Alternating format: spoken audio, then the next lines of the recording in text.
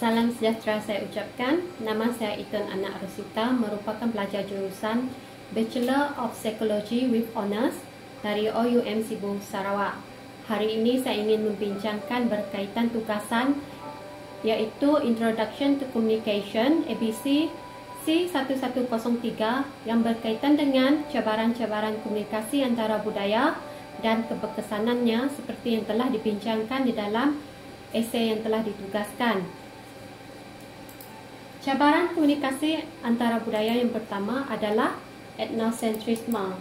Etnosentrisme dapat menjadi penghalang kerana ianya merupakan cara pandang atau pola fikir yang sentiasa menempatkan aspek-aspek kebudayaan kumpulan sendiri yang terbaik. Dengan menganggap bahawa budaya seseorang itu adalah sama dengan orang lain akan menyebabkan terbentuk kayu pengukur kepada budaya orang lain. Apabila berlakunya ketidakfahaman dalam proses komunikasi, ianya terjadi kerana perbezaan budaya. Sebagai contoh, Amerika Syarikat seringkali ingin campur tangan dalam sesuatu isu yang berlaku di negara luar. Walaupun terdapat idea setiap masyarakat di Amerika Syarikat adalah bersatu sebagai satu etnik, namun seringkali ianya didebatkan berikutan keutamaan lebih diberikan kepada etnik asal negara tersebut. Cabaran yang kedua adalah stereotip. Menurut Aloh Liliweri 2003, stereotip adalah evaluasi atau penilaian yang diberikan kepada seseorang secara negatif. Memiliki sifat-sifat negatif hanya kerana keterikatan seseorang itu kepada satu kumpulan yang tertentu. Stereotip boleh berlaku di mana-mana sahaja, iaitu sama ada di tempat kerja atau di kalangan masyarakat itu sendiri. Sebagai contoh, artis Korea seringkali dianggap melakukan pembedahan plastik untuk tampil lebih cantik. Ini berikutan negara Korea merupakan negara pelancongan kesihatan, iaitu terkenal dengan negara yang melakukan pembedahan plastik sebagai penjana ekonomi negara. Yang ketiga adalah prejudis.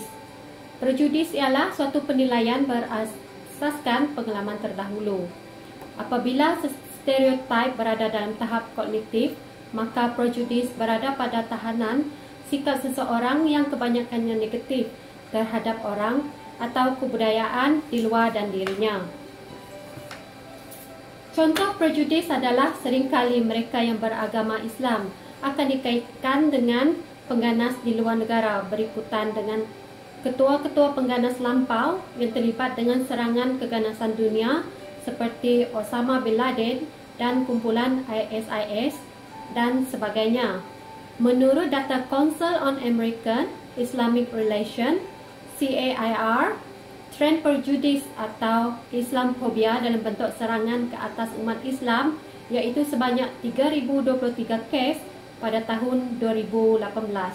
Jika dilihat kepada sejarah semasa pemerintahan Taliban di Afghanistan, golongan wanita tidak dibenarkan bekerja maupun ke sekolah. Seterusnya kita lihat keberkesanan komunikasi antara budaya. Menurut Kelly dan Ruben, dipetik dalam Thomas 2006, mencirikan keberkesanan antara budaya sebagai suatu profil yang dihasilkan dari seorang individu yang benar-benar terbuka dan tertarik pada orang lain dan idea-idea mereka mampu membangun hubungan kepercayaan di antara orang-orang.